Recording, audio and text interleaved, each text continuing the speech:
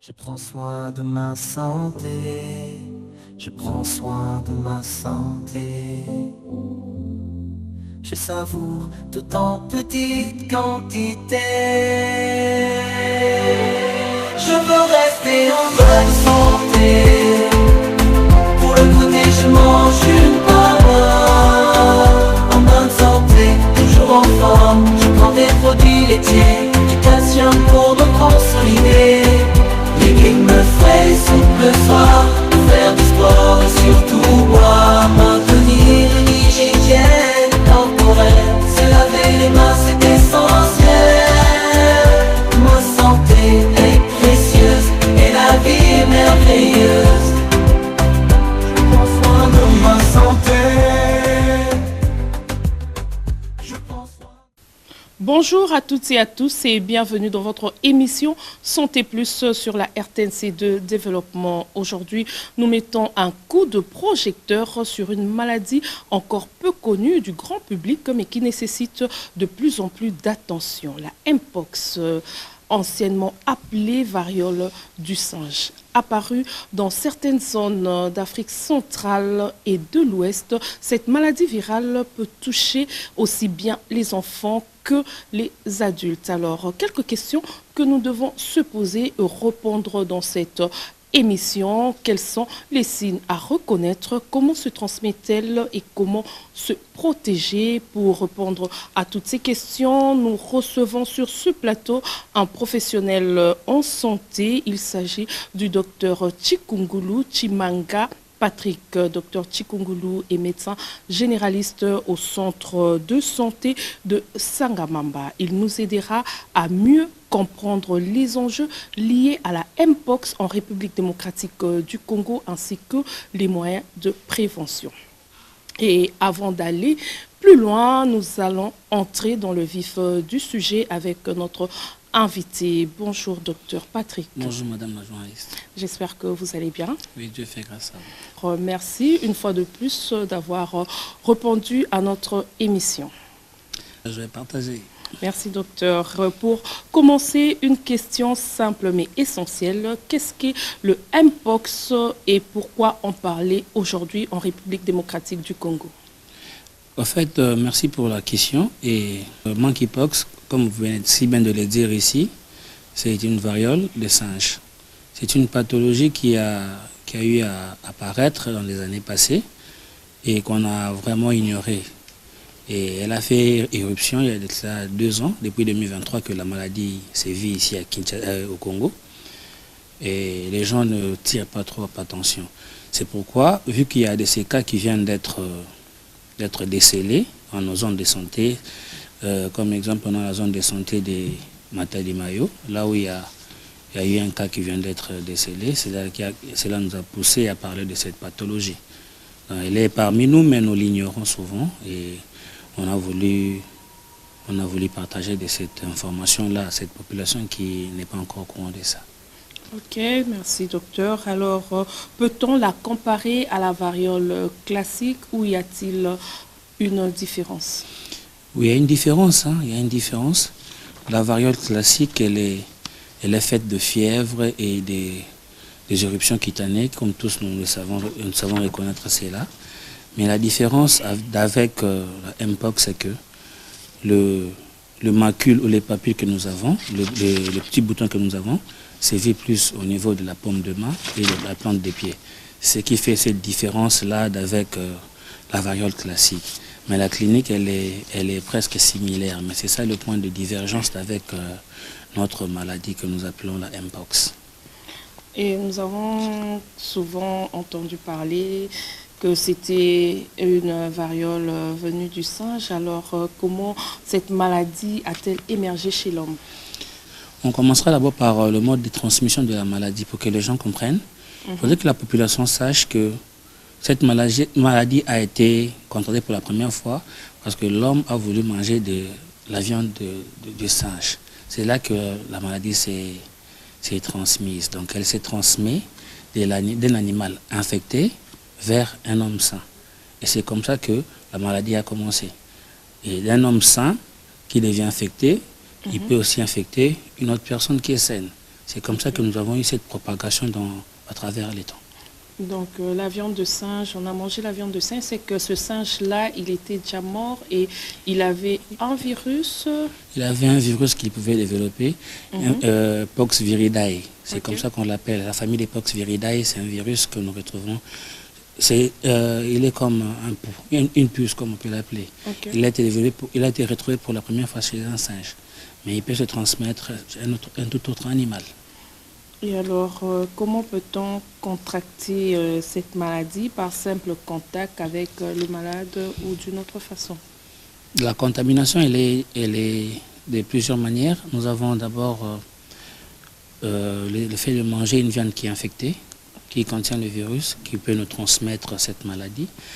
Et deuxièmement, nous pouvons la contracter par une personne infectée.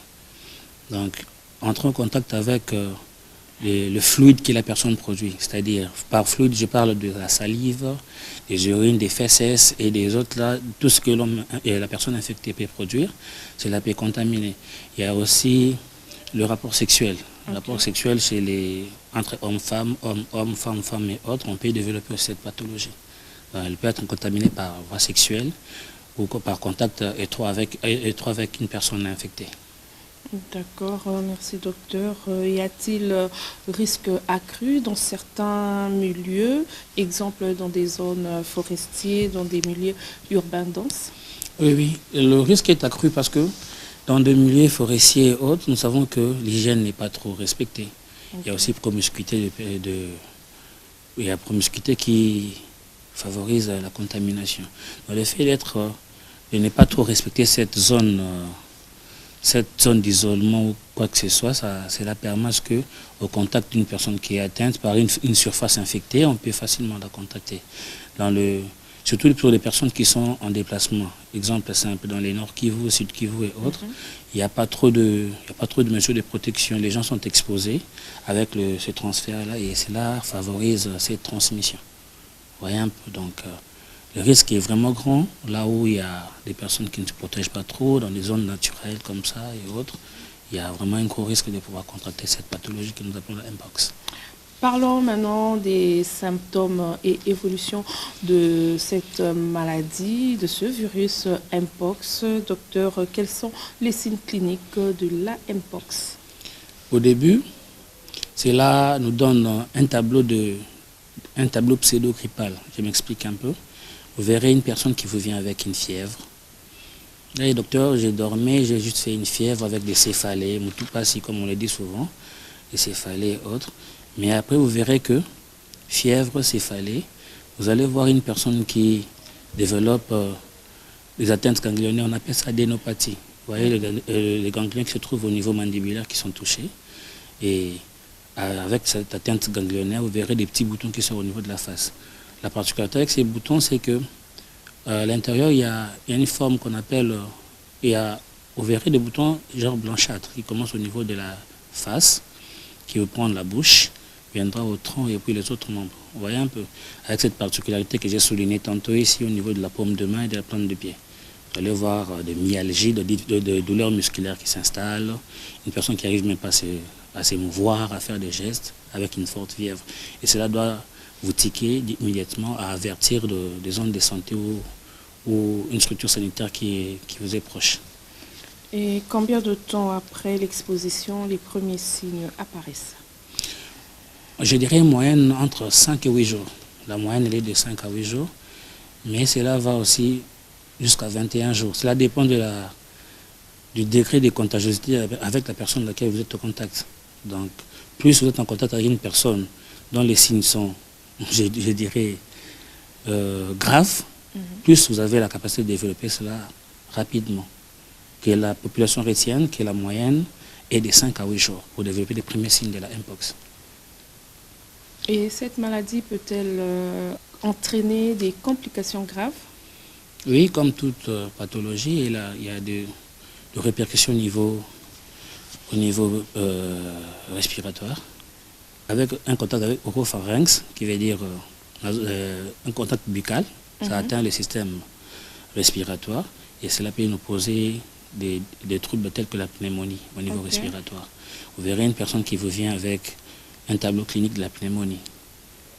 ne sachant pas que c'est causé par le virus Mpox. Mpox. Voyez un peu. Chez les femmes enceintes, déjà, ça peut provoquer des avortements. Ok. Vu qu'il y a déjà un contact vertical entre la mère et l'enfant, le virus, dès qu'il s'installe, cela peut conduire à un avortement. Donc ça atteint presque tous les systèmes au niveau du corps humain. Jusqu'à entraîner à la mort. Oui, cela peut entraîner une mort. Si cela n'est pas pris en charge, c'est une pathologie quand même.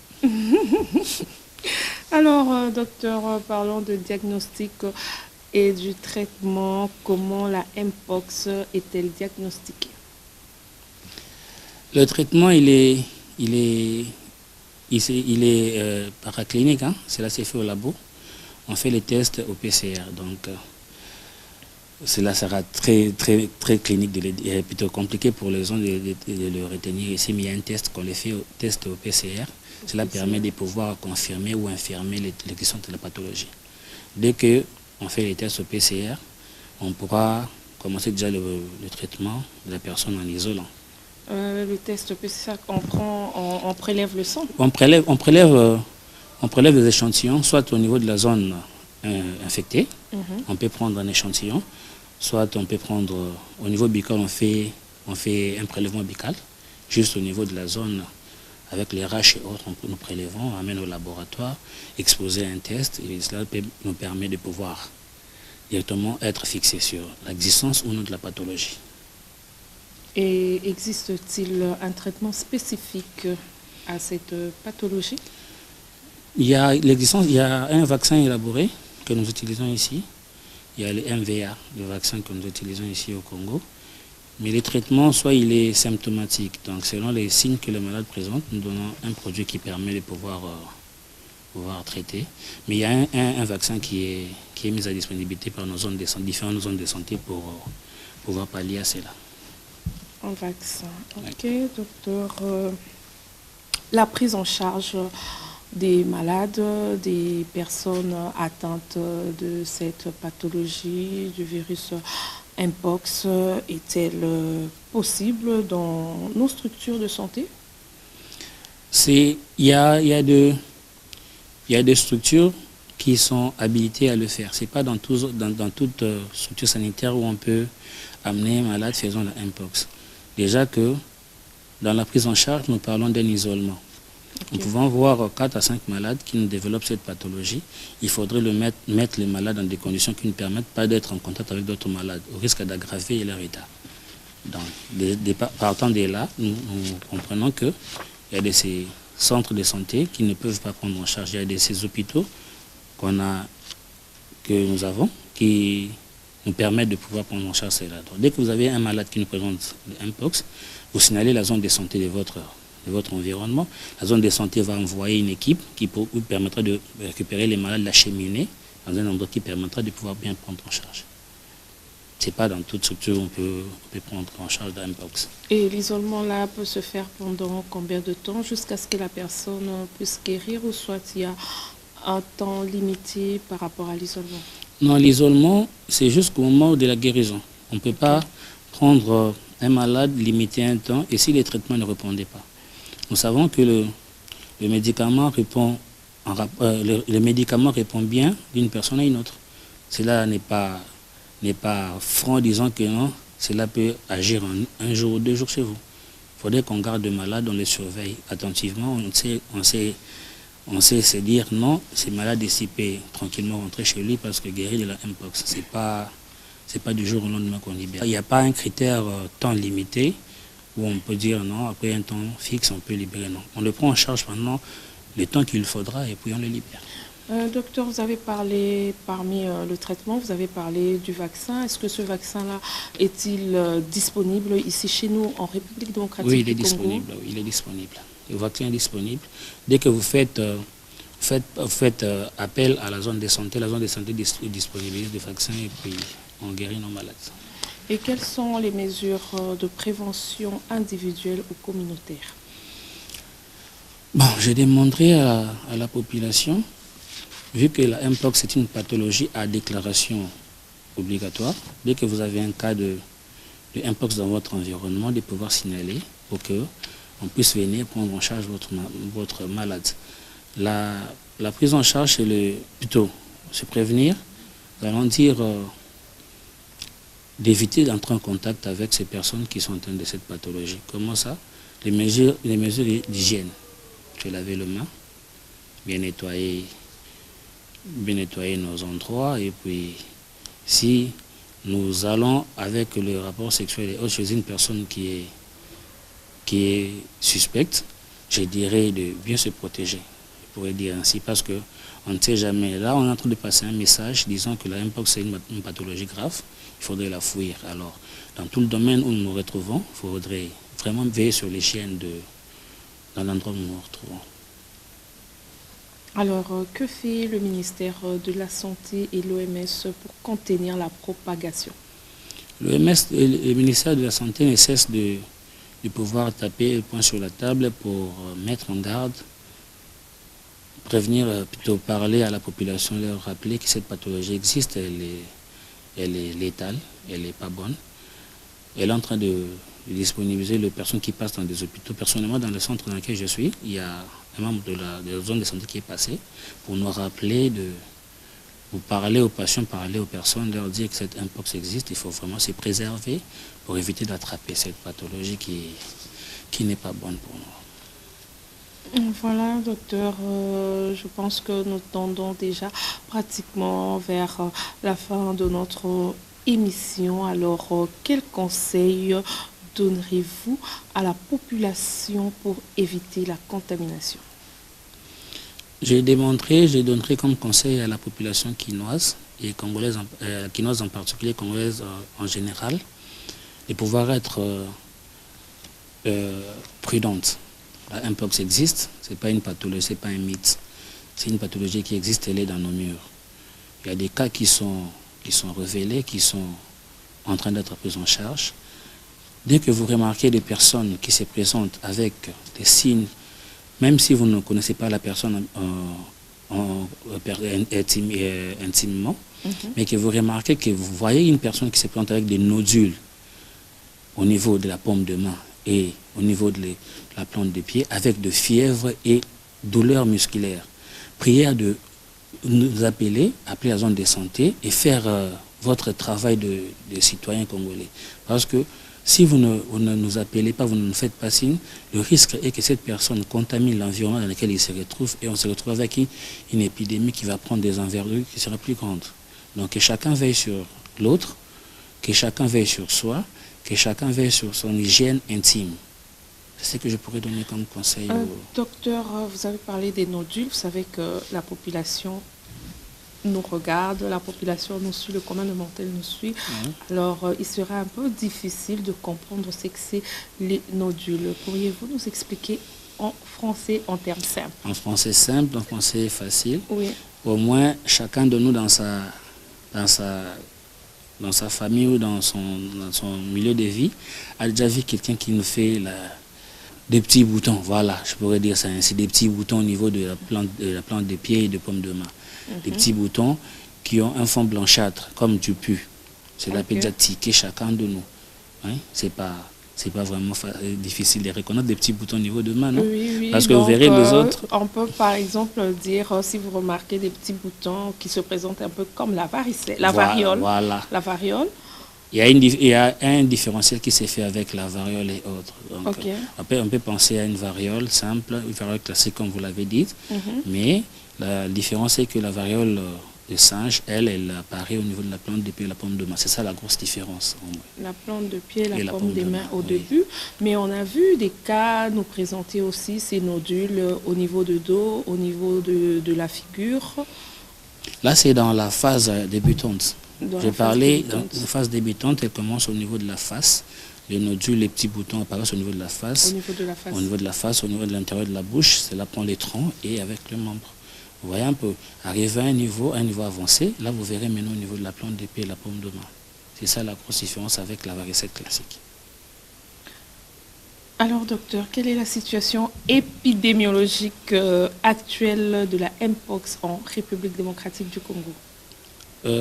Les zones de Sud Kivu et Nord Kivu sont les plus touchées actuellement, parce que déjà avec avec ces vents de guerre qui arrivent et les populations qui est en perpétuel déplacement et autres, la promiscuité créée par le mouvement de guerre et autres, que la pathologie est en train de battre son plein.